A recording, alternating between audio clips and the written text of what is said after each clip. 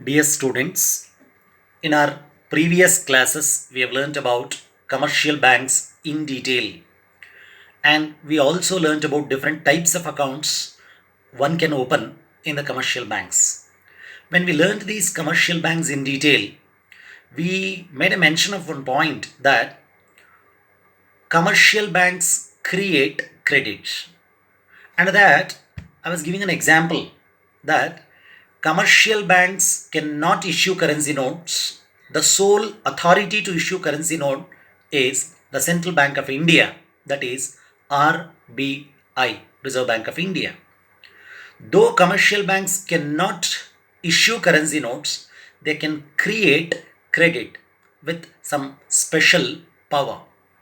How do these commercial banks create credit? Let us learn this in detail.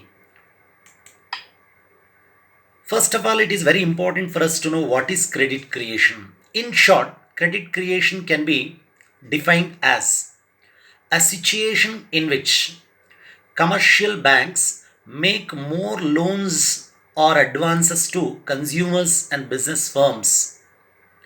As a result, the amount of money in circulation increases. That is, it is the unique power of the commercial banks to issue loans and or make loans and advances. As a result, money is passed from one person to another. So, in order to understand this concept in detail, it is very important for us to know three important terms. One, primary deposits. Two, derivative deposits. And one more concept we are going to learn in the next slide, what we have as CRR, cash reserve ratio. First of all, it is very important for us to know what is the major difference between primary deposits and derivative deposits. Supposing if any individual or a person or institution out of his or its own initiative deposits some amount of money with commercial banks, these deposits are called primary deposits. For example, if on my own initiative I go to the commercial bank and deposit some amount of money to my account, then it is primary deposit.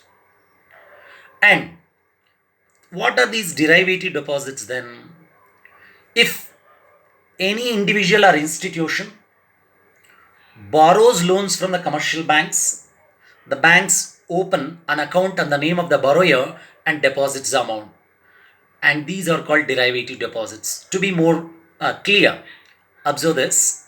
When commercial banks give loans to any individual or institution, then an account is opened by the bank against the name of the borrower. As a result of this, derivative deposits create loans.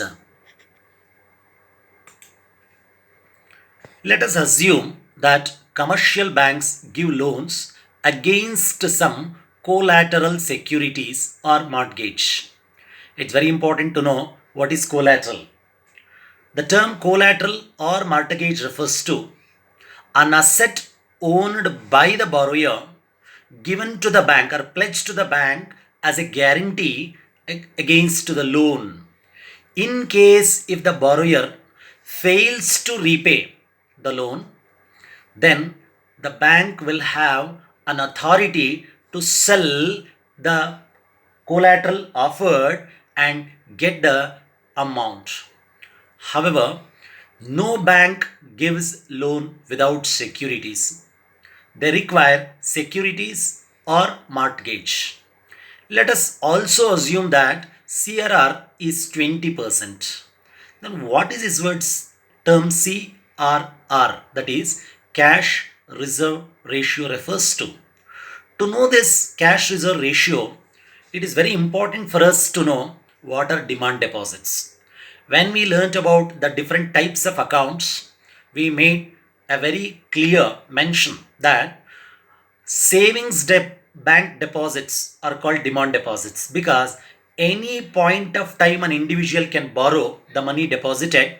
Even current account holders also can withdraw their money on their demand. So it is mandatory or necessary for the commercial banks to have a proportion of their total deposits with them in the form of cash, and remaining they can lend. That is what, to be more precise, the fraction of total deposits which the commercial banks have to keep in the form of cash. For example, if any particular bank gets a deposit of rupees 1 lakh, but all the depositors may not come to the bank together and ask for withdrawals. Therefore, RBI or Reserve Bank of India has made mandatory rule, compulsory rule that every commercial banks should have minimum 20% of their total deposits in the form of cash, and remaining 80% they can lend. With this background, let us proceed with an hypothetical example. Clear? For example, primary deposits of X bank has increased by rupees 100. As a result, CRR is 20%. Then the bank can give loan up to rupees 80. Then what about this 20? 20 they're supposed to have in the form of cash. Then X bank can lend loans up to rupees 80. Whenever that bank lend loans, it opens an imaginary account in the name of the borrower and transfers that. Let us suppose the borrower withdraws the whole amount from X bank and makes payment to somebody else who has an account in Y bank. Then same rule is applicable to Y also. Even out of these deposits, whatever Y bank has got, 20% they are supposed to have in the form of cash, remaining they can lend as loans.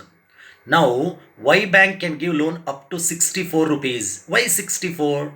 Because they have to have at least 20% of their total deposits as cash reserve ratio, and hence they can lend up to rupees 64, and that 64 rupees is given by Y bank as loan.